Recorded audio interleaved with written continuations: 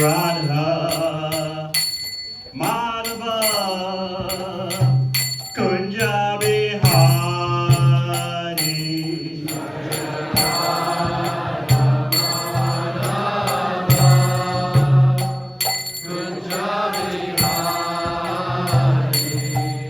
Jai Radha Madhava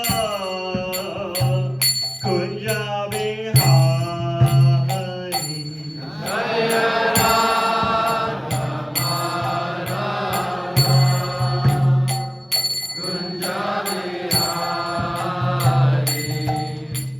Gopi Jana Vallabha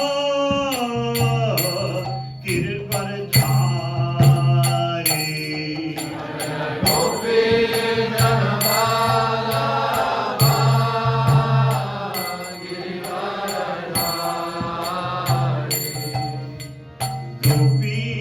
Jana Vallabha Girvarjari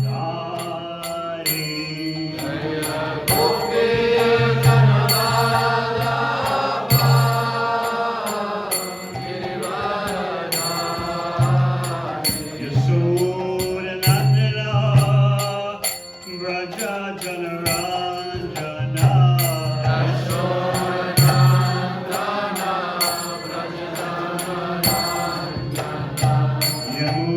Yamunatira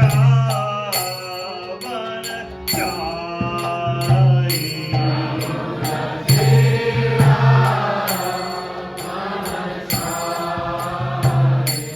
Yamunatira Vanachari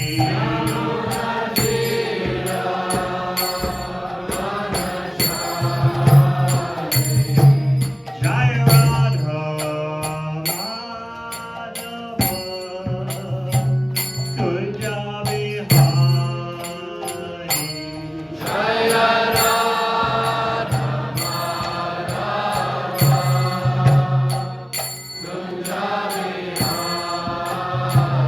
Jai Gopi Jana Vallabha Girvarjari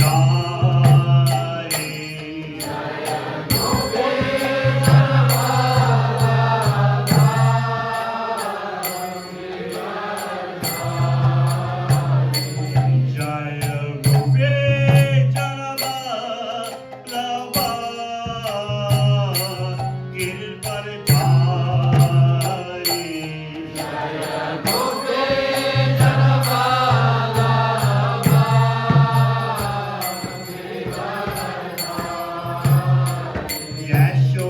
Yasodhanandana Vraja Janaranjana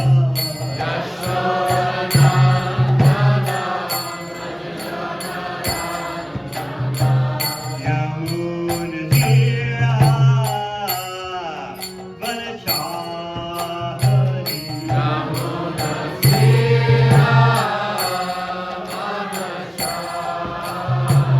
Yamunatira Vanachari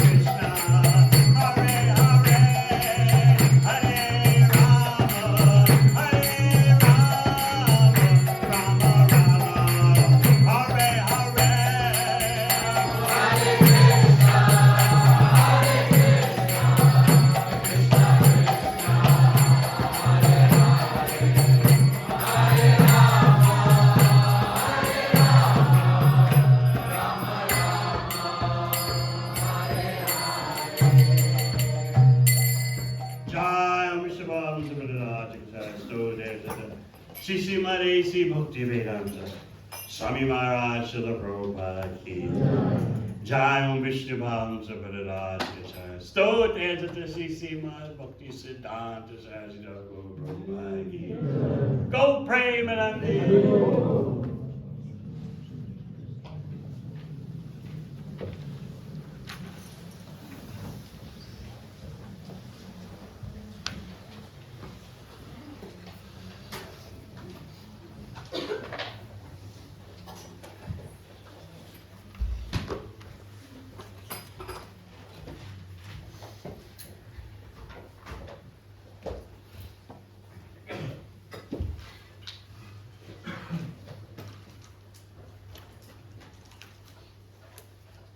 Om Namo Bhagavate Vasudevaya.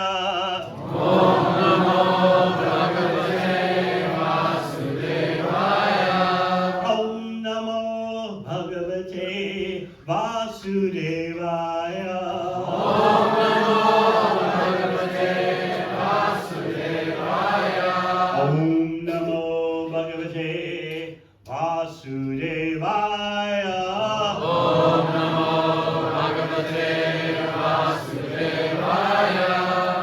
We are reading from Srimad Bhagavatam, 6th canto, chapter 5. Daksha curses Narada Muni. We'll start with text 36 and may wind up at text 39. Some background information before we begin.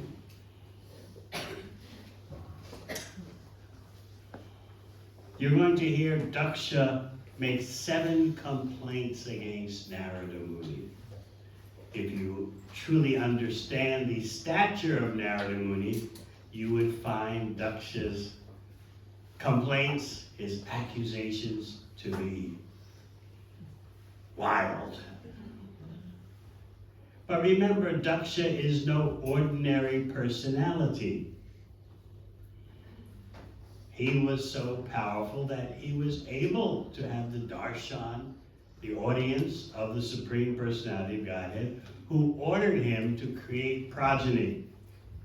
You're dealing with Bhagavatam cosmology, which is quite different from the ignorant, narrow, and dark understanding human beings have today about the universe. The Bhagavatam considers it ludicrous that anyone would think that only this planet has life on it. The Bhagavatam considers it ludicrous that someone would think that life and consciousness comes from matter. And the Bhagavatam considers it ludicrous for someone not to understand that just as on the Earth planet there are different gradations of living circumstances, so it is the case throughout the universe. There are so-called wealthy areas of the universe. There are hellish areas of the universe, just like on the Earth planet. So indeed, the time will come when human beings will realize that their greatest foolishness is to think that this is the only planet with life and that after death everything is finished. So Daksha is no ordinary person. He's expert at good karma. He's expert at the lifestyle of living in the intricacies of how to avoid bad karma and how to perform good karma so that one can enjoy in this lifetime materially as well as in the next lifetime. So as I often point out, and you've heard me say it before, to consider someone today a materialist is an undue compliment. Because to be a real materialist means you know how to materially enjoy now and in the next life. But what you see today, people who are materialists, so-called, They have no idea how to have a peaceful life, an anxiety-free life. They have no idea how to live on the earth without destroying it. They're threatening each other with mass annihilation, with nuclear weapons. They can't do anything about climate disruption. They know it's coming, but no one wants to tighten their belts. Just like recently in the Netherlands, some laws were passed that farmers had to restrict their agricultural activities to reduce carbon emissions, and the farmers all protested and blocked the roads with tractors and all kinds of things. So everyone knows what's coming. We're seeing the wild weather. There's no doubt about it, but no one wants to do anything about it if doing something about it involves reducing your sense gratification, reducing your consumption.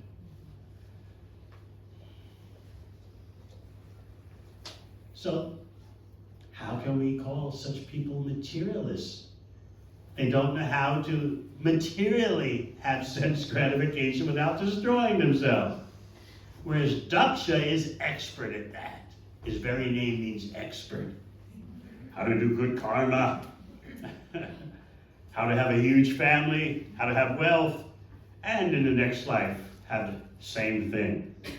All while keeping in the back of your mind there is a Supreme Personality of Godhead. But the foreground is good karma, the opulences of Janmaishvarya Shuta Sri, good birth, as Queen Kunti explains in the first canto, aristocratic birth, wealth, beauty, learning. These are the ingredients Daksha knows of successful life. And then sometime way in the future, you increase your devotion to the Supreme Personality of Godhead. But that's so far away in the future, or it's in the background. In the foreground is karmic enjoyment by performing yajnas, Vedic rituals. So Daksha sent his sons off to perform austerities at a holy place, at Tirtha.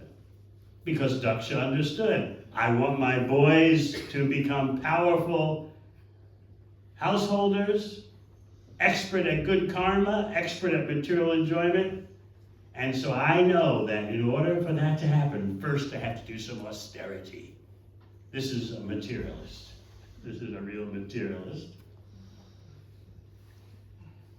In the age of Kali, of course, no one thinks to do any austerity for anything. But Daksha understood, if my boys are going to have a successful material life, they first need to perform austerity. So without any hesitation, he sent his sons off to a holy place. Stay there for a while, perform severe austerities,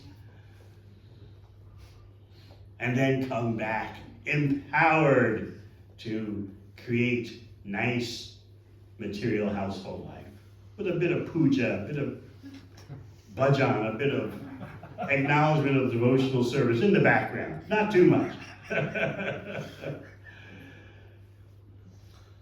You'll hear in one of the complaints, and Daksha will make 7 complaints against Narada Muni. One of them will be that you prematurely inspired my sons to take up the path of renunciation.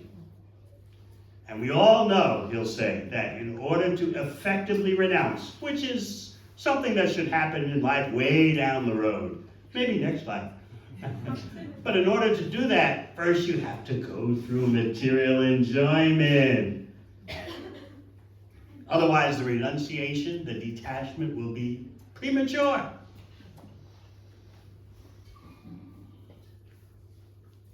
So again, Daksha had sent his sons to become prepared, according to Daksha's vision, for a happy life of material prosperity, but first austerity. And then they become empowered in good karmas. So this is a real materialist. Someone who knows how to enjoy materially in this life without wrecking the next life. What speak of wrecking this life? But still, you take another body. And Narada Muni doesn't like that. Why not put an end to this material existence right now? And that's what Narada Muni will urge the boys to do. While the boys are off at a holy place performing austerities, Narada Muni comes along and says, in other words, what are you going through all this just to absorb yourself in karma? Because Narada Muni noticed the boys were becoming attracted to the way of Paramahamsas, the way of sadhus, because the boys were doing so many austerities. Their inclination toward detachment and renunciation had developed. Yet, because they were following the order of their father, Daksha, they were going to go back, leaving their austere lifestyle. They were going to go back to their father's place and become absorbed in material household life. So Narada Muni thought, this is a waste.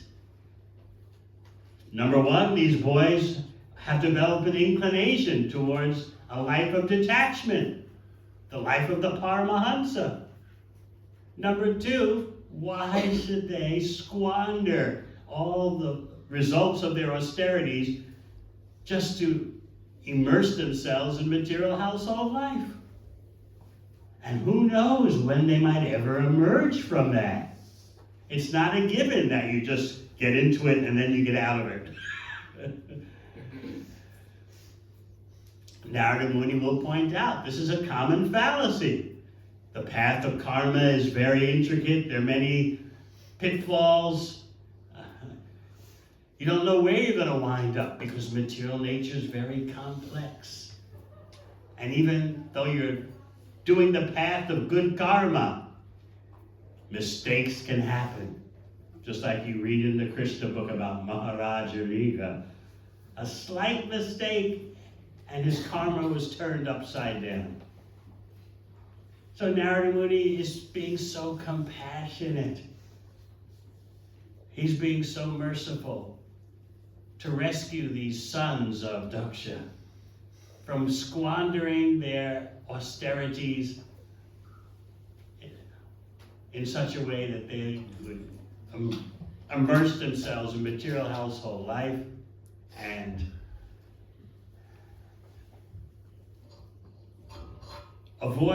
neglect their opportunity to go the other way. And Narada Muni wants them to go the other way. But bear in mind that Narada Muni saw that they had that inclination. Number one, it wasn't like he was dealing with cold cases, persons who just had zero inclination whatsoever. Even that would be justified for Narada Muni to do. But these boys had an inclination because they were performing austerities. But Narada Muni would say, Kimasa, what's the use of performing these austerities simply to jump like a monkey in material existence? Kimasa karma vir bhavet. He'll repeat that mantra over and over again. Why are you wasting your time performing all these austerities just to absorb yourself in material life? Come on, there's better things on offer. So number one, Narada Muni saw they had the inclination, these boys. Number two, he gave them knowledge. We're going to hear one of Daksha's complaints, his accusations against Narada Muni is, you caused my boys to take up renunciation and they're not ready. If they had knowledge, okay. You didn't really give them knowledge. You gave them a quickie 7-day crash course. But that's not true. In another time, at another festival, we can go into Narada Muni's elaborate instruction to these boys. He gave them a metaphor with 10 elements, which to us would seem roundabout. Of course, Srila Prabhupada's purports help you to see the spot-on nature of Narada Muni's presentation. But you see, Narada Muni is speaking to an audience that's far beyond the intelligence of human beings today. Therefore, he's speaking in allegory. My dear boys, you have not seen the far reaches of the earth. You don't understand. This is Narada Muni's way of saying, you don't understand material nature. You don't understand how it works. There's this happening, there's that happening. A beautiful allegory Narada Muni presents. And the boys get it. We need purports in order to get it, but the boys, they caught it immediately. Oh, this is what he's talking about. This is why he keeps repeating the mantra, Kima Sat Karma Bhavet. Why waste your time on temporary material existence? Oh yes, we get it. So these sons didn't go home. And Daksha tolerated that.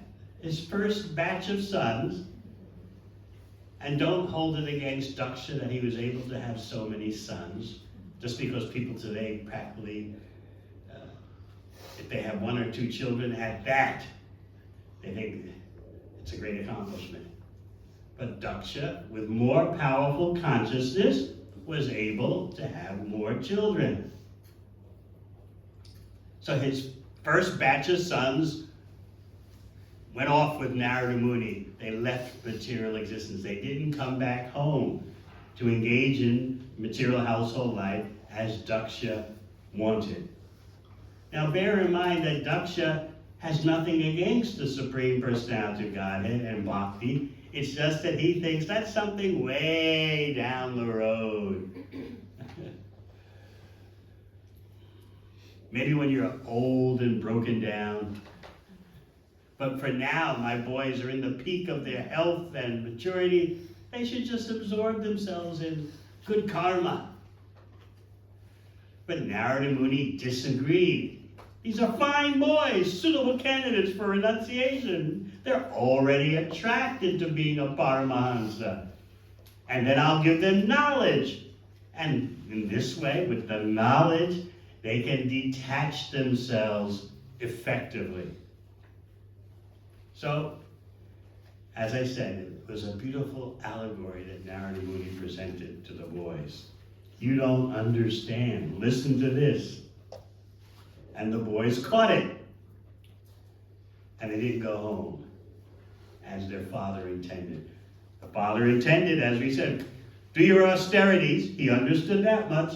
Do your austerities, and then with the power of austerities, you'll be able to have a nice, happy, material household life. But the boys didn't come back. So Daksha, what did he do? All right, I'll tolerate what Narada Muni did. I won't say anything. I'll have more sons. They had more sons. And Daksha understood that in order to enjoy materially, first there has to be austerity. So he did not hesitate to send the second batch of sons off to the holy place to perform austerity. He didn't hesitate. This is real materialism. He understands that you have to lay the foundation of austerity, purification, and then come back and immerse yourself in material household life, and all will be fine. Not like the age of Kali understanding, which is what? Just do it. Let your senses be your guide. No one even knows the word austerity. How many of you use the word austerity before coming to Bhakti? purification. Wait, what is that? Some kind of herbal cleansing? That reminds me of our Rasyatra Devi saying that when she was first reading the books or hearing devotees talk, and they used the word that women should be chaste, she thought, oh, that means that you should run after them? The word chaste, she thought it was C-H-A-S-E-D.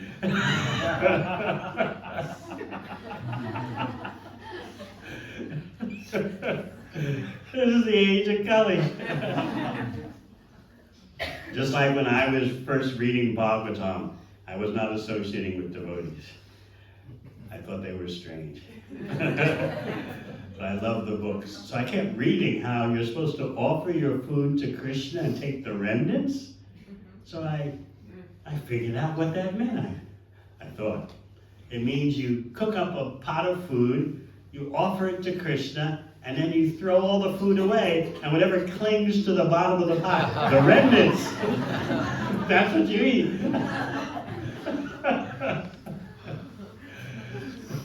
I had no understanding that you offer the food to Krishna, and Krishna eats, but the food is there, still there.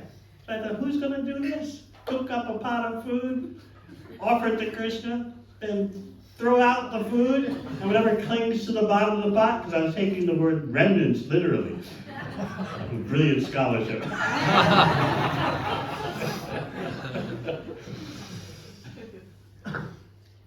So who today understands what is good karma anyway? So intricate, so complex. Who understands the need for purification and austerity before taking up family life? This is the age of darkness, where there's just nothing but the brutal, uncontrolled senses. And that's considered progress. Just like sometimes it's said that people are living longer than ever before. It seems like that momentarily. First of all, who knows about the Vedic past when lifetimes were inconceivably longer than what is now. Secondly, even if you forget the remote antiquity as presented in Bhagavatam and just take things as they are now, okay, people's lifespan is this amount of years, and statistics show that it's getting longer, but all that can be finished for millions of people in a second. Because you've created mega death. Death by nuclear weapons. So on the one hand, it looks like humanity is progressing. People are living a bit longer. But it's all that so-called living longer is in the shadow of nuclear destruction. Whatever happened at the end of World War II, 2 nuclear bombs were exploded. Those comparatively, compared to what weapons exist today, those were firecrackers. Killing only 200,000 people instantly. Now you have weapons that can kill millions. But look at the lifespan. The lifespan's increasing. All can be finished in a few seconds. And then how are you going to calculate the lifespans when millions of people can be annihilated? And you're living on an Earth planet with 16,000 nuclear weapons.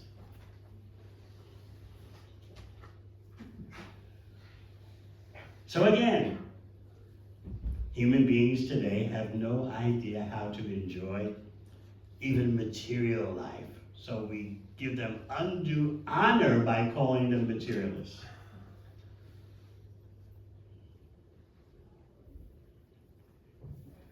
Daksha is a real materialist. He's expert, as his very name means. Okay, my first batch of sons left. They became renunciates. I'll just have more. So he had more, and he did not hesitate to send those boys on the same path. Go to the holy place, perform austerities, and then come back and immerse yourself in material household life. So the boys did that. For a few months, they were drinking only water and eating only air. Who can do those austerities today? If we asked, if you want to become a Bhakti for 2 months, drink only water and eat only air, who would be here? Our austerities are very simple, and we make such a big deal out of it. No meat, fish, or egg eating, no illicit sex, no intoxication, no gambling. Oh my God. Especially some of those. But as we point out at initiation time, those 4 rules simply make you a human being. They don't make you a transcendentalist. It's the chanting of Hare Krishna that brings you beyond material nature. So if you stop chanting Hare Krishna properly, what is the use? What do you have going for you in this age of Kali? The only austerities asked of us are to follow the 4 rules, which make it easier to chant Hare Krishna.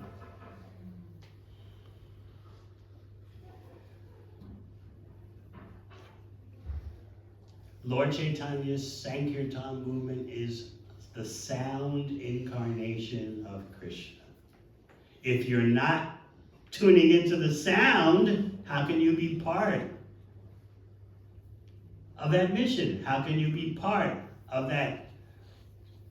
How can you tap in? How can you be connected to the sound incarnation if you're not hearing the sound? It's not just by wearing neck beads and saying Hari Bol Prabhu, and of course having some nice pizza prasad like you had last night. That all helps, so no doubt about it. We thank Edward for that. But you have to tap into the sound vibration daily. Otherwise, your position in the age of darkness, what is it? You have no position, you have no standing. So just remember, Lord Chaitanya's mission is the sound incarnation of Krishna. But if you don't properly and daily, without neglect, tap into that sound, how can you be part of that mission? It's not by carrying a membership card or tuning into certain social media sites. No, you have to tune in to the Hare Krishna mantra and Srimad Bhagavatam. So anyway, second batch of sons went off, and as I said, they were just drinking water and eating air for a few months. And who comes along again? Narada Muni. Because just as Daksha is expert in having huge batches of children, just because you can't do it, don't be envious and say it's mythology. Just as Daksha is expert, because he's a high consciousness being, he's expert in having batches of children, Narada Muni is also expert in delivering batches of people. So Narada Muni comes along and says, very tactfully, and his tact is shown by the way he keys on the family relationship for benefit. My dear boys, what about your younger brother? What about your older brothers? Younger brothers should follow what the older brothers do. This is how expert Narada Muni is. The way natural family life goes is that what the older brothers do, the younger ones follow. Isn't that the Vedic way? So, the younger brothers followed suit. the Bhagavatam very poetically describes. They left, never to be seen again, like knights passing to the west.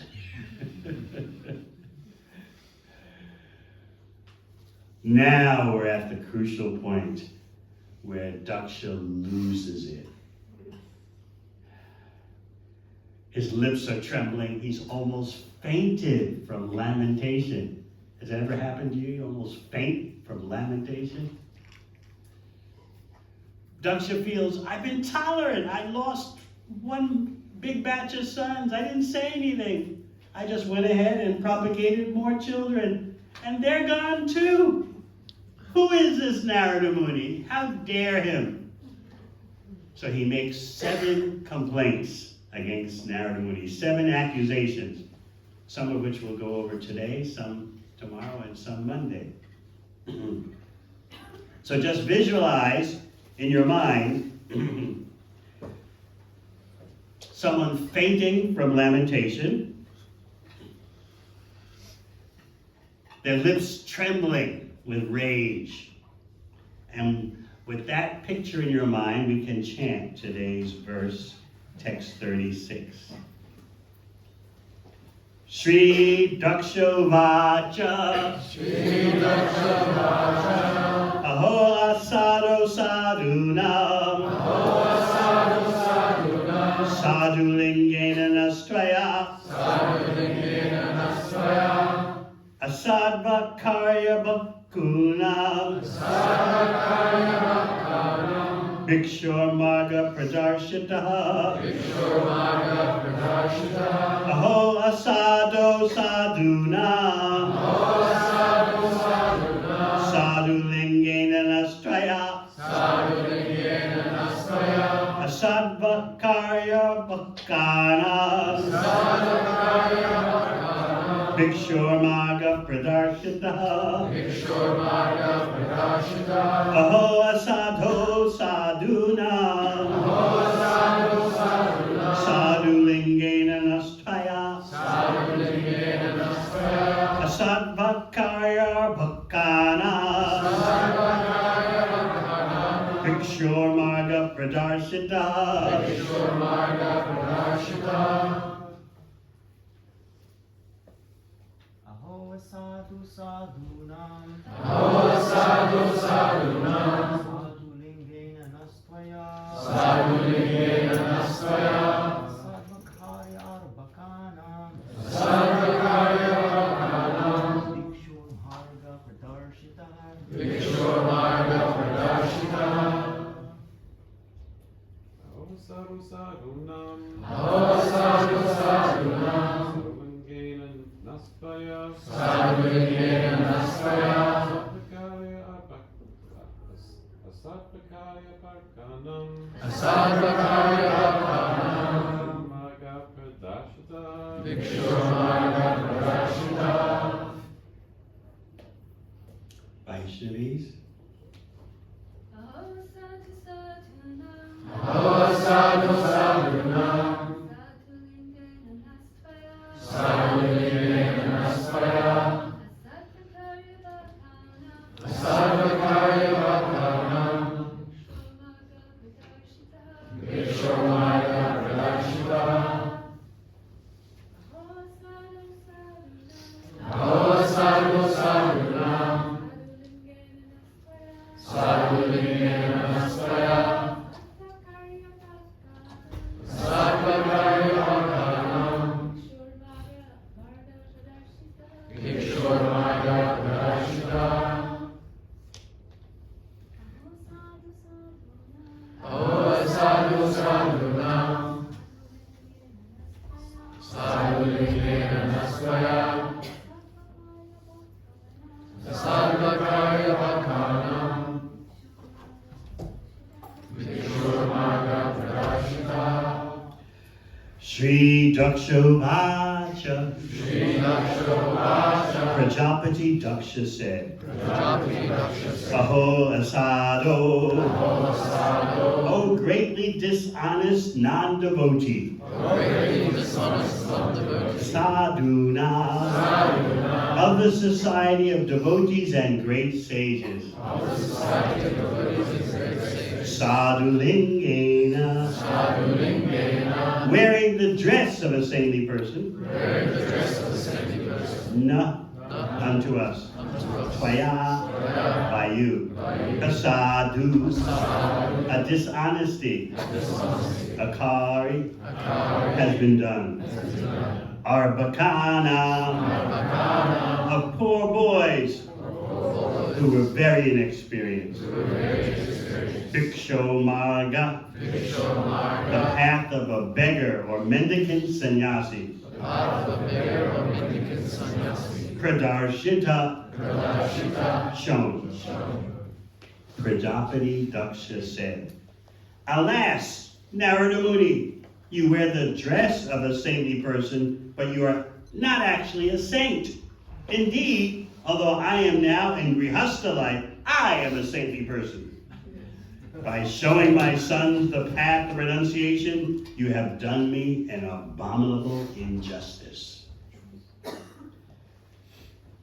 So for the purports, we'll be taking sections from various verses. You might study them on your own.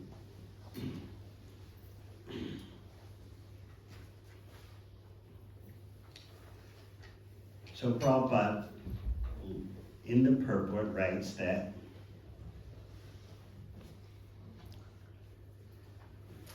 Prajapati Daksha condemned Narada Muni because Narada, a brahmachari who could beg from door to door, had made sannyasis of Daksha's sons who were being trained to be grihastas. Daksha was extremely angry at Narada because he thought that Narada had done him a great injustice. According to Daksha's opinion, Narada Muni had misled Daksha's inexperienced sons, Asadvakarya Bhakanam. Daksha regarded his sons as innocent boys who had been misled by Narada, who had been misled when Narada showed them the renounced order of life. Because of all these considerations, Prajapati Daksha charged that Narada Muni was a sadhu and should not have adopted the dress of a sadhu. Sometimes a saintly person is misunderstood by grihastas, especially when he instructs their young sons to accept Krishna consciousness. Generally, a grihasta thinks that unless one enters grihasta life, he cannot properly enter the renounced order. If a young man immediately adopts the path of the renounced order in accordance with the instructions of Narada or a member of his disciplic succession, his parents become very angry. So now Prabhupada gets a bit autobiographical. This same phenomenon is occurring in our Krishna consciousness movement because we are instructing all the young boys in the Western countries to follow the path of renunciation. We allow grihastha life, but a grihastha also follows the path of renunciation. Even a grihastha has to give up so many bad habits that his parents think his life has been practically destroyed.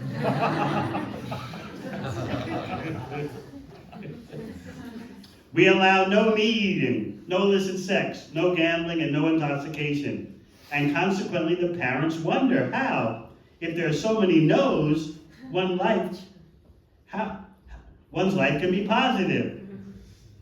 In the Western countries, especially, these 4 prohibited activities practically constitute the life and soul of the modern population. Therefore, parents sometimes dislike our movement, just as Prajapati Daksha disliked the activities of Narada and accused Narada of dishonesty. Nevertheless, although parents may be angry at us, we must perform our duty without hesitation because we are in the disciplic succession from Narada Muni.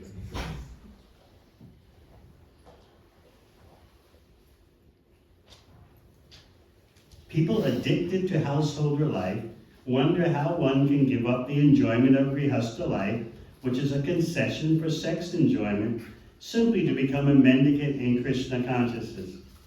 They do not know that the householder's concession for sex life cannot be regulated unless one accepts the life of a mendicant. The Vedic civilization therefore enjoins that at the end of one's 50th year, one must give up household life. This is compulsory. However, because modern civilization is misled, householders want to remain in family life until death, and therefore they are suffering. In such cases, the disciples of Narada Muni advise all the members of the younger generation to join the Krishna conscious movement immediately. There's nothing wrong in this. Om Jnana Timirandasya Jnananjana Shalakaya Chakshu Militam Yena Tasmai Shri Gurave Namaha. Jai Shri Krishna Chaitanya Prabhu Nityananda Shri Advaita Gadadhara Sivasadi Gaura Bhaktavinda Hare Krishna, Krishna Krishna, Hare Hare, Hare Rama, Rama, Rama, Hare Hare. A bit of context about the purport. You see, grihastha life can refer to the material good karma system, and it can refer to the spiritualized Krishna conscious Bhakti situation. So Daksha is advocating grihastha life in terms of material good karma. And Narada Muni is saying, what's the use of such a lifestyle, pursuing temporary material enjoyment, especially such fine boys who have already been prepared by austerity? I've got better things for them to do. So when you hear the criticisms of grihastha life, it's about family life simply absorbed in good karma, pious activity, which you don't see these days. In fact, you don't even see family life these days. People don't even remember what a family is for, or how a family stays together. So when you hear these purports, you have to understand that grihastha that term doesn't simply refer to a Krishna conscious family, which is a glorious situation, a real Krishna conscious family with Krishna in the center. The term also refers to, like what Daksha had in mind. The boys will perform austerities, come home, and set up materially. Do some good karmas, worship the demigods, prepare for enjoying in the next life also, give some charity, do good deeds, do lots of yajnas, fire sacrifices. That's also grihastha life, but that's real materialism. What you see today, it doesn't even approach the standard of material grihastha life. You just see people hopping from one partner to another. You don't feel good anymore to me. Let me find someone else who feels good to me right now. No question of duty, no question of commitment.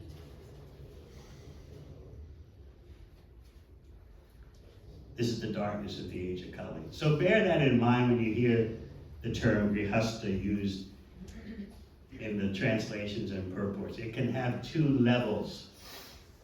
What we aspire for in Bhakti for our devotees is they have spiritualized grihastha life with Krishna and devotional service in the center. And of course, a real grihastha controls his or her senses. They understand the grihastha ashram is not an excuse for unrestricted sense enjoyment. So Daksha and Narada Muni are referring to material grihastha life based on the Vedic injunctions, good karma, how to enjoy material prosperity now and in the future birth. And Narada Muni is saying, there's no need of that for these boys. They're fine in their inclination toward being a Paramahansa. Let me give them some knowledge. What's the use in all this preparation of austerity just so they go into material household life?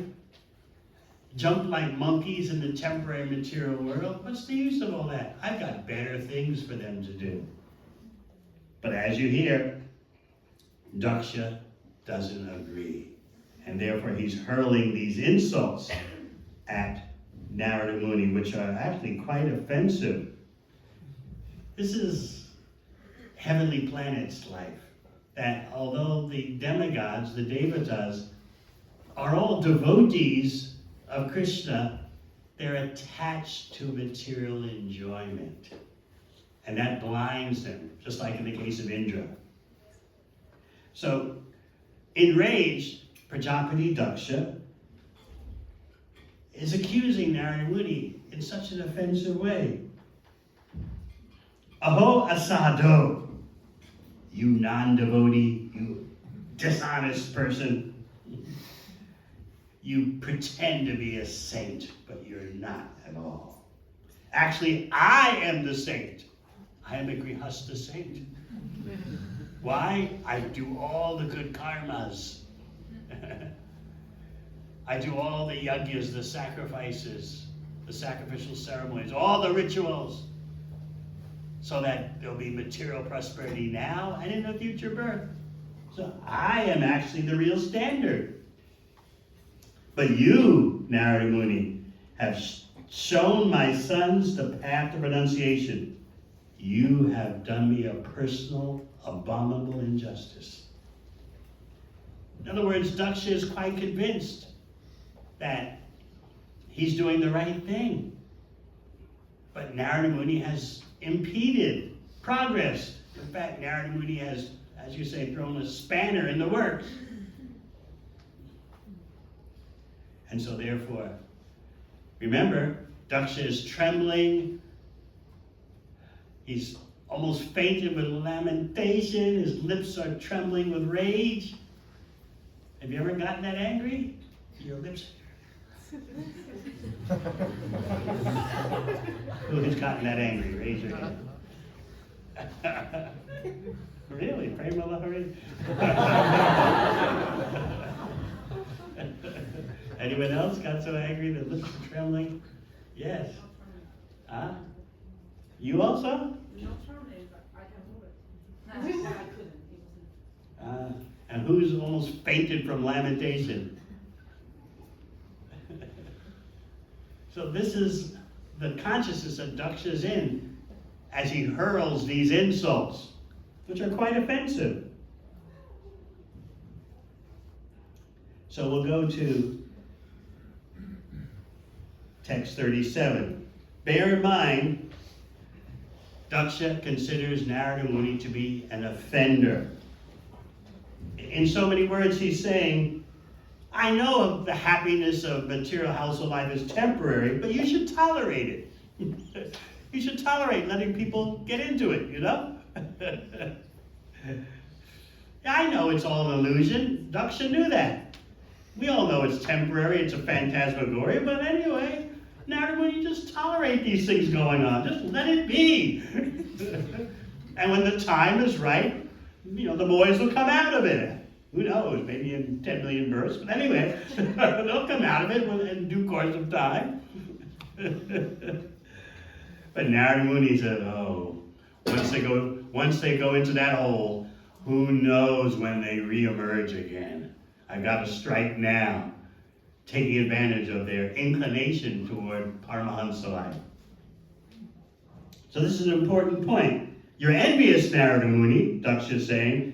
You don't tolerate that little bit of happiness in material household life, and you've shown my sons the path of beggars. My small, innocent children, look what you've done to them. They're innocent children, but they've accepted the teachings of a cheater like you. It's really getting nasty. All right, text 37. Renais Chabir Amuktanam Amiman Shitakarmanam Vigata Shreyasa Papa Lokayor Ubayokataha. Now he's calling Narada Muni Papa. Oh, most sinful. Can you imagine? So this is accusation number 2. What was number 1? You're an asadhu. Sadhu means, you know what that means. An asadhu, when you put a in front, that means the opposite. Just like bhakta and abhakta. So asadhu. You're a non-saintly person. You're actually a non-devotee dressing like a devotee. Whereas I am the real saint, executing all the vratas, all the vows, all the rituals, all the protocols of material household life perfectly.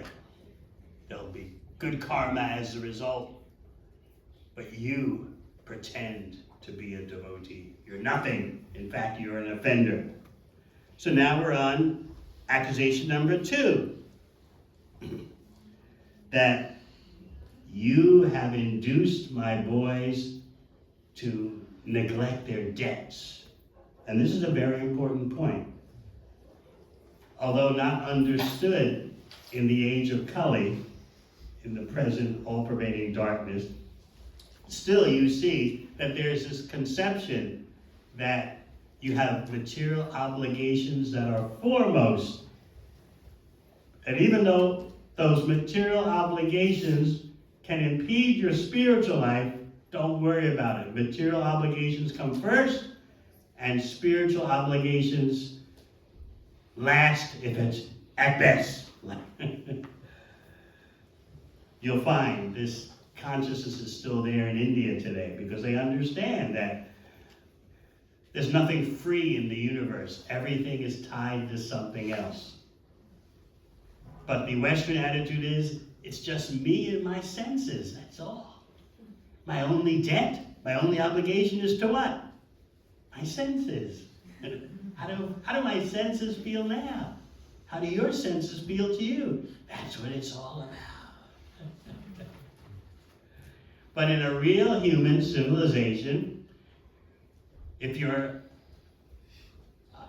a properly situated human being, you consider you have 3 debts. So Prajapati Daksha is going to point out in text 37, my sons were not at all freed from their 3 debts. Indeed, they did not properly consider their obligations.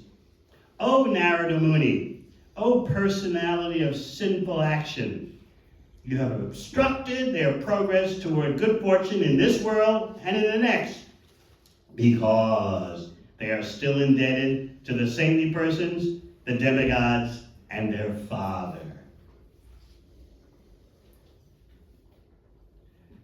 So you may know the famous verse from the 11th canto.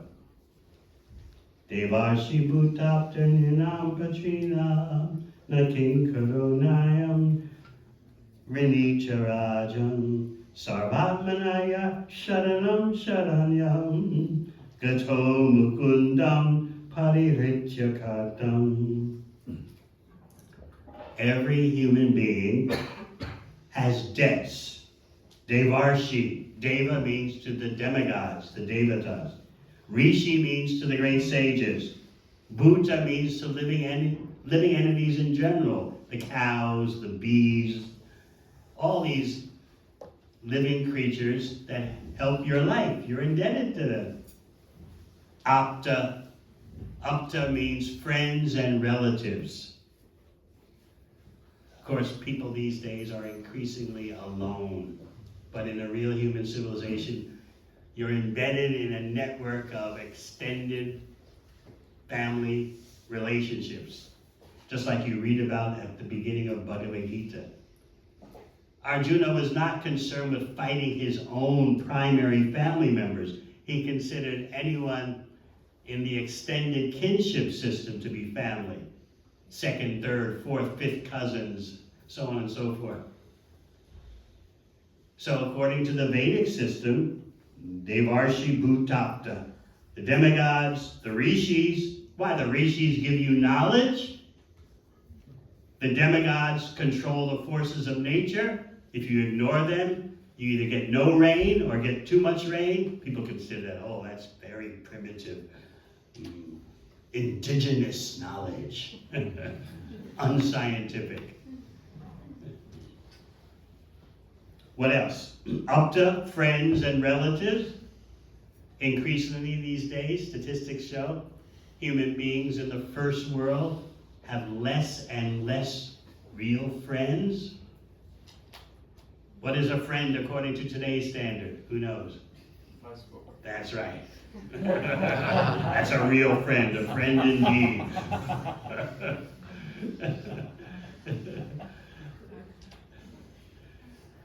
People have less and less relationships in which they can actually open their mind and discuss. Statistics show how that amount of persons in your friendly circle has shrunk. Many people have zero. But in a real human society, okay, we discussed demigods, rishis, living entities in general, even the meat eaters, they're implicated, indebted to the animals they consume. That's why in Sanskrit the term for flesh is mamsa, me, you. I'm eating you now, and in the next life you'll eat me. So what else? Ninam, you're indebted to human society for providing so many facilities, supposed stock of wisdom passed down over the centuries. Of course, now you realize human society is destroying itself. Patrinam means not only your father, but your forefathers, your ancestors. You're indebted to them. They passed, well, in a real human society, positive traditions have been passed down from your forefathers. These days, of course, it's nothing. You'll just have abuse passed down, or debts passed down, or so much psychological damage passed down. So that's why these verses are hard to understand in the Kali Yuga context. India still has remnants of this consciousness. You have your obligations, you should meet them. Renunciation is for when you're in your 70s.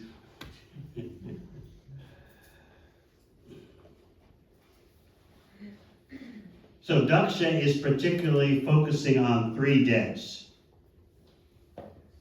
Debts to the demigods. How is that paid? By doing rituals, yajnas, sacrifices, which acknowledge the reciprocation from nature. And then debts to the rishis, the sages, how is that paid? By a period of celibacy. Oh my God. Just like the sons of Daksha went off to perform austerities for some time, and then they would come back and engage in family propagation. So you pay your debt to the rishis by a phase of celibacy. And then debts to the father and to the forefather you pay by having children. So in this way, you still see remnants of that in India.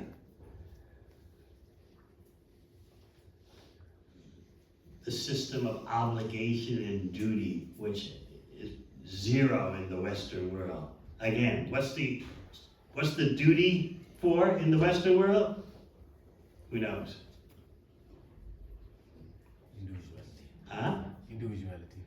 Take care of yourself. Yes, you could say individuality, but what's the bottom line? You have a duty to your senses. That's what it's all about. Of course, India is changing rapidly, and gradually that consciousness is coming. It seems to be liberation, freedom. Just do what you feel. Don't worry about what anyone else thinks. One devotee from Mumbai was explaining to me, here's the difference between India and the West, in a nutshell. In the West, you just do whatever you want, couldn't care less what anyone thinks. And in India, you're always thinking, what do the others think of me? How are they perceiving me? So these sections of Bhagavatam can seem very exotic. What's all this talk about duty and commitment, debts, obligations?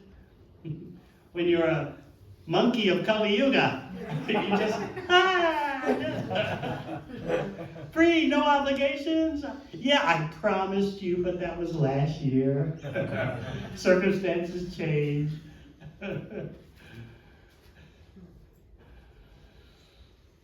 Situations are not working out, whether initiation vows or marriage vows, or, everything is loosey-goosey. I did mean it when I made the promise last year. I was sincere, but that was last year. So Daksha is saying, my sons were not at all freed from their 3 debts. They never properly considered their obligations before they made such a decision to listen to you, Narada Muni. So therefore you are papa, you are sinful, and you have blocked their progress in this world and the next. You think you're doing something good, but you've ruined their life, not only in this present life, but in the next life too, because they're going to suffer from bad karma. They haven't paid their debts. That means their next life will be suffering. Daksha is so blinded, he doesn't understand what this verse from Bhagavatam says, that if one fully surrenders to Krishna, one is freed from all obligations, all karmic obligations. That's why at the end of Bhagavad Gita, Krishna says, Sarva dharman prityaja mam ekam sharanam vraja. Don't worry about all your obligations, your social obligations. Just do what I say, engage in devotional service. Now, that doesn't mean you have to be abrasive and unnecessarily disruptive. But bear in mind that nothing trumps engagement in bhakti. We have to go about things with a cool head in terms of dealing with our being embedded in material existence, but never let anything dissuade you from engaging in devotional service. Sometimes you have to be a bit patient, a bit cool-headed, just like in the case of Raghunath Das Goswami. He was living in opulence, Chaitanya Charitamrita describes. He was loaded up with so much wealth, but he kept trying to run away to become a mendicant and join Lord Chaitanya in Jagannath Puri. And his parents did everything to stop that, even though they were devotees. They wanted him to be a devotee at home. It's different than Daksha. They wanted him to practice devotional service because the parents were devotees. But why do you have to run off and join Mahaprabhu? And that's all that Raghunath Das had in mind. His mother went and complained to his father, can't you do something to bind him, lock him up at home? And the father said, look what I've done. I've arranged he marries the most beautiful woman. If that doesn't tie a man down, I don't know what will. They had watchmen because they were rich. They had a whole team of watchmen guarding their son, so they wouldn't run off and join Lord Chaitanya. Raghunath Das was able to meet up with Lord Chaitanya a few times. He couldn't stay though. And he was telling Lord Chaitanya, I just want to be with you. And Lord Chaitanya said, wait, don't act in a crazy way. Just be patient. Your time will come. Lord Chaitanya advised, stay at home and perform all your household duties so perfectly that everyone stops watching you. And then your moment will come. So it's not that to be a devotee, we have to turn everything upside down. I had to do that. I just disappeared one day. But even looking back 50 years later, I can see that there would have been no way out. Too much material social pressure.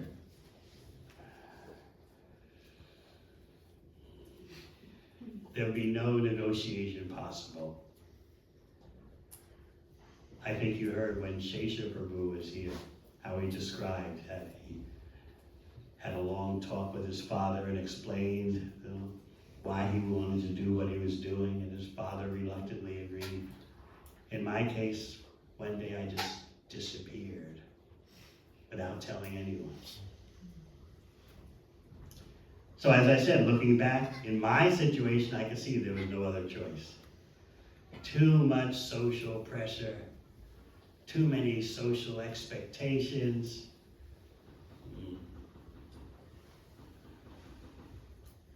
It was like you're flying in an airplane from Wellington to Auckland, and mid-flight you decide, that's it, I've had enough of this. You open the door of the aircraft and jump. That's basically what I did. As I said, looking back 50 years later, there would have been no other way. I'm not going to go through a description of all the entanglements, all the reasons why so much social pressure.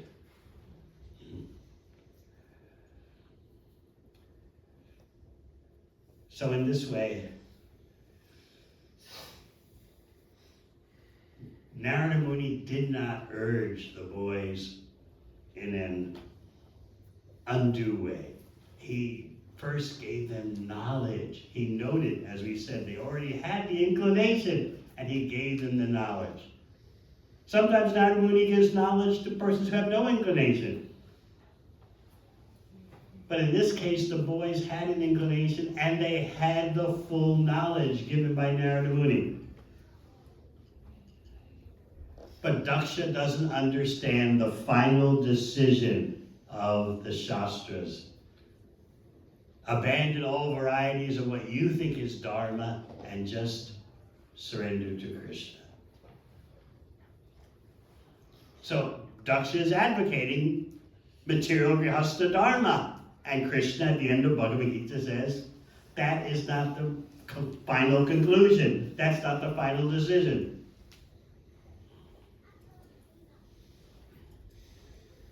So obviously, Narada Muni doesn't understand the great service rendered by Narada Muni. And therefore, Daksha is calling him sinful. And Narada Muni is tolerating all these vicious insults. He's just doing his duty to ensure that all the sons of Daksha return home back to Godhead.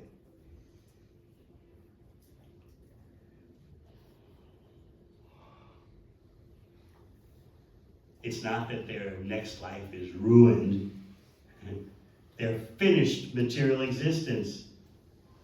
They're like knights passed to the west. They're not seen anymore in the material world. They've gone back to Godhead. But Daksha doesn't see all that. He thinks, without doing a life of good karma, this life is ruined and the next life too. They've taken to renunciation without being qualified. So text 38. This is accusation number 3. You're violent, you're shameless, and you're devoid of any compassion. Evam tvam niranukrosho balanam matibid dade parshada majhe charasi yasho ha nirapatrapaha.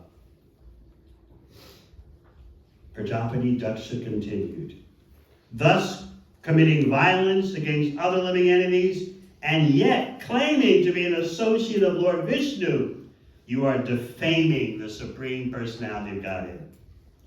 You needlessly created a mentality of renunciation in innocent boys, and therefore you are shameless and devoid of compassion. How could you travel with the personal associates of the Supreme Lord? So Daksha is saying that you're bringing discredit, infamy, to the Supreme Personality of Godhead because you're one of his associates. We all know that. But you are doing such evil that by your association in the entourage of the Supreme Personality of Godhead, you're bringing infamy, dishonor. What a heavy thing to say. You're shameless. You have no mercy. And you're violent.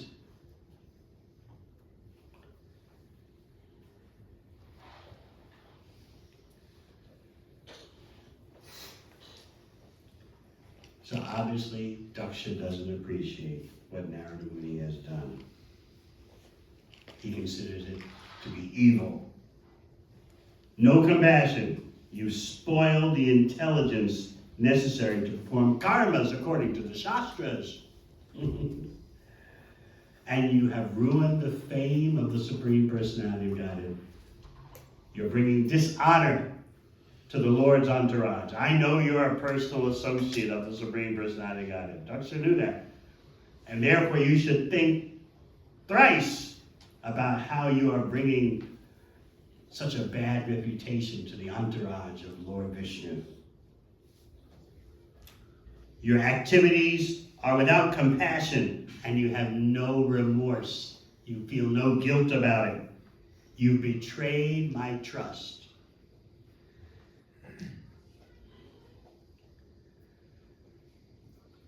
So finally, for today, the fourth accusation. You have unnecessarily made someone an enemy who's not your enemy. In other words, how can you be a true saintly person? I was not your enemy, but you've gone out of your way to make me an enemy. It's all your fault. Text 39. Nanu Bhagavata Nityam Bhutanu Grahakataraha Rate Twam Sauhida Ganam Vairan Karam Avairinam. All the devotees of the Lord but you are very kind to the conditioned souls and are eager to benefit others. Although you wear the dress of a devotee, you create enmity with people who are not your enemies, or you break friendship and create enmity between friends. Are you not ashamed of posing as a devotee while performing these abominable actions? So, Srila Prabhupada again becomes autobiographical in his purport. Such are the criticisms that must be borne by the servants of Narada Muni in the disciplic succession. Through the Krishna conscious movement, we are trying to train young people to become devotees and return home back to Godhead by following rigid, regular principles. But our service is appreciated neither in India nor abroad in the Western countries, where we are endeavoring to spread this Krishna conscious movement. Of course, the situation in India has changed since this was written, and one devotee leader in India was telling me that currently in India there are 10,000 young persons in universities chanting Hare Krishna. But during Prabhupada's time, there were very few. The family attachment was so strong, the social pressure was so strong. It's still there now, but nothing compared to the way it was 50 years ago. No one wanted their children to have anything to do with bhakti. You'll just become a beggar. That's what bhakti means. Chanting Hare Krishna means a beggar. Now that has for the most part, changed. There's still remnants of that misunderstanding. And then also Srila Prabhupada had to battle the caste brahmanas, who were enraged. These caste brahmanas by birth, not qualification, in India were enraged. How can you make these Western people into brahmanas? They're not born into it. And Srila Prabhupada would respond. The qualification is not by birth, it's by your activities, your personal qualities. As Krishna says in Bhagavad Gita, guna karma vibhagasha. You're classified in your varna, your occupation, by qualities and activities, guna and karma. So Prabhupada had to, you don't understand the battles he had to fight. Also his spiritual master, Srila Bhakti Saraswati Thakur, had his life threatened because the caste brahmanas felt their monopoly was being threatened. If everyone can become a brahmana by qualification, how do we then have a unique position due to our birth in a Brahmin family? Never mind, we have no qualification. That's not the point. It's all about birth. It's like you're claiming that you're qualified to be a medical doctor, even though you have no knowledge, no experience, but because your father is a doctor, therefore you can operate on people, you can do surgery. This is ludicrous. But this is what Srila Prabhupada had to put up with. So he writes that, thus the caste brahmanas of India are very displeased by our activities in the Western world. Even today, there are just a few spots in the world, like Singapore, where you can't enter dressed as a devotee because almost 50 years ago, the caste brahmanas in Singapore got upset that devotees are breaking up the demigod worship system and they're breaking up the caste brahmana system, so they complained to the government. So even today, if you're going to enter Singapore, you have to go in disguise. Wear regular clothes. There are just a few places in the world like that.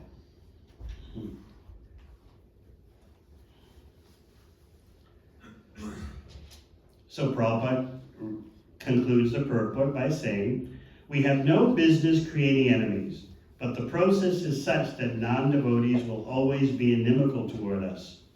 Nevertheless, as stated in the Shastras, a devotee should be both tolerant and merciful. Devotees engaged in preaching should be prepared to be accused by ignorant persons, and yet they must be very merciful to the fallen conditioned souls. If one can execute his duty in the disciplic succession of Narada Muni, his service will be surely recognized. And then he quotes from Bhagavad Gita, where Krishna says, no one is more dear, nor will there ever be one more dear than the one who teaches his glories of devotional service to others.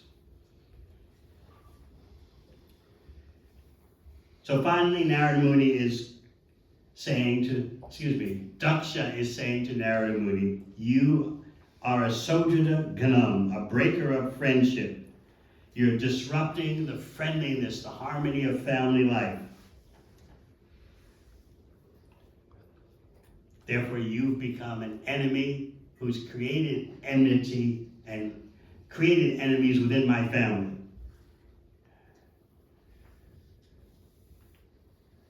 So Prabhupada ends the purport by saying, preaching can be a difficult, thankless task, but a preacher must follow the orders of the Supreme Lord and be unafraid of materialistic persons. So Daksha is asserting himself as being totally in the right.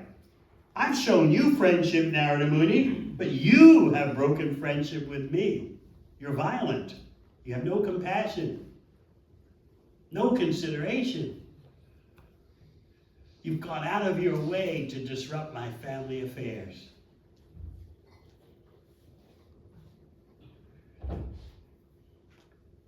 So you might say, why is Narada Muni sticking around to hear all this? How many of you thought that? Anyone else would say, hey, I'm out of here. You're not going to retaliate. Devotees don't retaliate. Okay, you're nasty, I'll be super nasty. Never make that mistake of retaliation, whether in your personal affairs, your family life. Devotees do not retaliate. Sometimes you have to bite your tongue. How many of you have had situations where you had to bite your tongue? Just go out and take a walk. There's that saying, loose lips sink ships. Just say something that later you regret saying, but the other person remembers for decades. It just rattles in the back of their mind. You may think, oh, that was 20 years ago.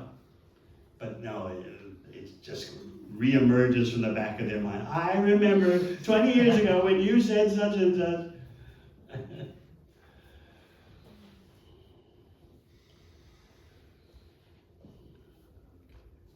So Daksha is saying such horrible things, calling Narada Muni sinful, the opposite of a sadhu, a non-devotee, violent, enemy maker. But Narada Muni is sticking around. Why? Narada Muni is thinking that I'll stay and let him vent. And once he finally fully vents, then he'll calm down and I can speak some transcendental wisdom. You see, Narada Muni waited until Daksha was fainting from lamentation. And that's when Narada Muni came, knowing that when someone is in a crisis, they're more open to hear spiritual knowledge. So that was Narada Muni's strategy. Daksha's lips are trembling with rage. He's fainting from lamentation. This is a suitable opportunity for me to teach him. I've already taught his sons, now I can teach him. And then what happens? Daksha just lashes him, whiplashes him, or you say tongue lashes him. But Narada Muni sticks around because he's determined. I'm going to deliver him. I've delivered so many of his ancestors, Uttanapad, Priyavrata, Prachinabari, Swayambhuva Manu, list of glorious predecessors. And now I'm going to deliver him. So Narada Muni sticks around, hoping that Daksha will get it all out and then calm down. But what happens? Daksha doesn't calm down. He ends up cursing Narada Muni, and so Narada Muni at that point says, okay, enough. He's too offensive. I've got to go. All right, any questions?